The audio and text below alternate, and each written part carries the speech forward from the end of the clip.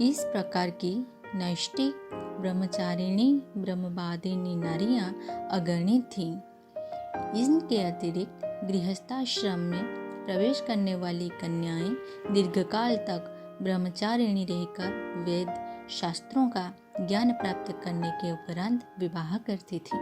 तब भी उनकी संतान संसार में उज्ज्वल नक्षत्रों की तरह यशस्वी, पुरुषार्थी और कीर्तिमान होती थी।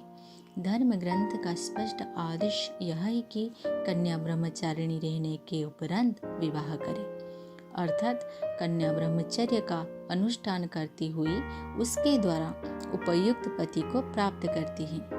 ब्रह्मचार्य केवल अविवाहित रहने को ही नहीं कहते हैं। ब्रह्मचारी वह है जो संयम पूर्वक वेद की प्राप्ति में निरत रहे, अर्थात जब वेद को अर्थ सहित पढ़ता है और उसके लिए व्रतों को ग्रहण करता है तब ब्रह्मचारी कहलाता है। उसके पश्चात विद्वान बनकर गृहस्थ में प्रवेश करता है। ब्रह्म वेद का अर्थ उस वेद के अध्ययन के लिए जो प्रयत्न किए जाते हैं वो ब्रह्मचारी हैं। ब्रह्मचारी वह है जो वेद के अध्ययन में विशेष रूप में संलग्न है। महर्षि गार्गाणेयाचार्य ने प्रणववाद में यही कहा था। ब्रह्मचारियों को विवाह ब्रह्मचारिणियों के साथ होना चाहिए, क्योंकि ज्ञान और विद्या आदि की दृष्टि से दोनों के समान रहने पर ही वह सुखी और संतुष्ट रह सकते हैं। भारत में भी इसी बात की पुष्टि की गई है। जो कन्याएं 30 वर्ष तक ब्रह्मचर्य पूर्वक संपूर्ण वेद वेदांतों को पढ़ती हैं, वो मनुष्य जाति को शोभित करती है।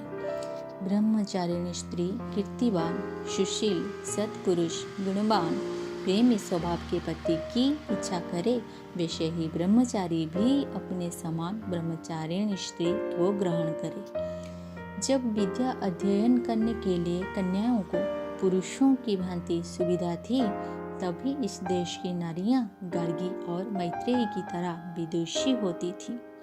याज्ञवल्क्य जैसे ऋषि को एक नारी ने शास्त्रार्थ में विचलित कर दिया था और उन्होंने हैरान होकर धमकी देते हुए कहा था, अधिक प्रश्न मत करो, अन्यथा तुम्हारी अकल्याण होगा।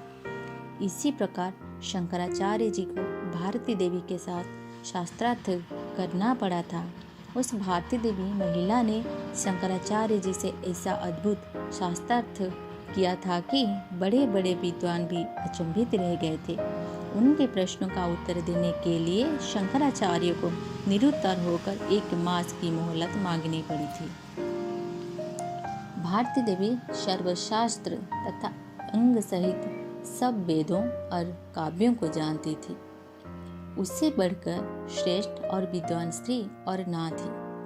आज जिस प्रकार स्त्रियों के शास्त्र अध्ययन पर रोक लगाई जाती है, यदि उस समय ऐसे प्रतिबंध होते तो याज्ञवल्क्य और शंकराचार्य ने टक्कर लेने वाली स्त्रियां किस प्रकार हो सकती थी। प्राचीन काल में अध्ययन की सभी नर नारियों को समान सुविधा थी।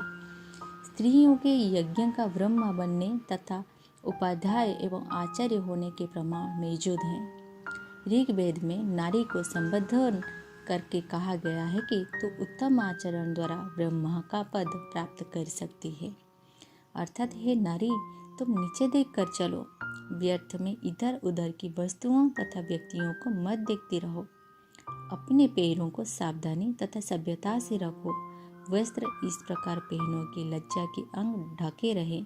इस प्रकार उचित आचरण करती हुई तुम निश्चय ही ब्रह्मा की पदवी पाने योग्य बन सकते हो।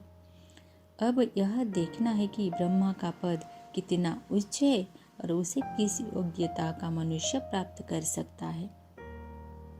जो सबसे अधिक ब्रह्मनिष्ठ हो उसे ब्रह्मा बनाना चाहिए। ज्ञान, कर्म, उपासना तीनों विद्याओं के प्रतिपादक वेदों के पूर्ण ज्ञान से ही मनुष्य ब्रह्मा बन सकता है। वेदों के पूर्ण ज्ञान से ही मनुष्य ब्रह्मा पद के योग्य बनता है। व्याकरण शास्त्र के कतिपय स्थलों पर इसे उल्लेख है, जिससे प्रतीत होता है कि वेद का अध्ययन अध्यापन भी स्त्रियों का कार्यक्षेत्र रहा है। अर्थात जिसके पास आकर कन्याएं वेद के एक भाग तथा वेदांग का अध्ययन करे वो उपाध्यायी या उपाध्याया कहलाते हैं।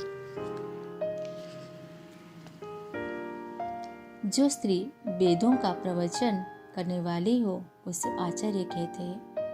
जो शिष्य का यज्ञोपवीत संस्कार करने संकल्प सहित रहस्य सहित बढ़ाता है उसे आचार्य कहते हैं। उपयुक्त प्रमाणों को देखते हुए पाठक यह विचार करे कि स्त्रियों का गायत्री का अधिकार नहीं है। कहना कहाँ तक उचित है? क्या स्त्रियों को वेद का अधिकार नहीं? गायत्री मंत्र का स्त्रियों को अधिकार है या नहीं, यह कोई स्वतंत्र प्रश्न नहीं है। अलग से ही कहीं ऐसा विधि निषेध नहीं है कि स्त्रियां गायत्री जपे या ना जपे। यह प्रश्न इसलिए उठता है कि यह कहा जाता है कि स्त्रियों का वेद का अधिकार नहीं है, क्योंकि गायत्री भी वेद मंत्र है, इसीलिए अन्य मंत्र की भांति उसके उच्चारण का अधिकार नहीं होना चाहिए। स्त्रियों का वेद अधिकारी न होने का प्रतिबंध वेदों में नहीं है। वेदों में तो ऐसे कितने ही मंत्र हैं जो स्त्रियों द्वारा उच्चारण होते हैं। उस मंत्रों से स्त्री लिंग की क्रियाएं हैं, जिससे स्पष्ट हो जाता है कि वे स्त्री द्वारा ही प्रयोग होने के लिए हैं।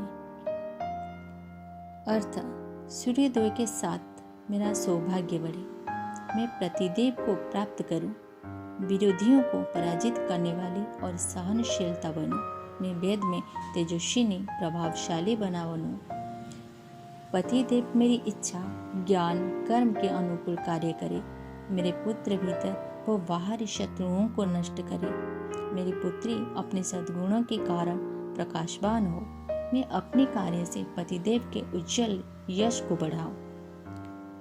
अर्थात हम कुमारियां उत्तम पतियों को प्राप्त कराने वाले परमात्मा का स्मरण करती हुई यज्ञ करती हैं, जो हमें पितृकुल से छुड़ा दे किंतु पति कुल से कभी वियोग न कराए।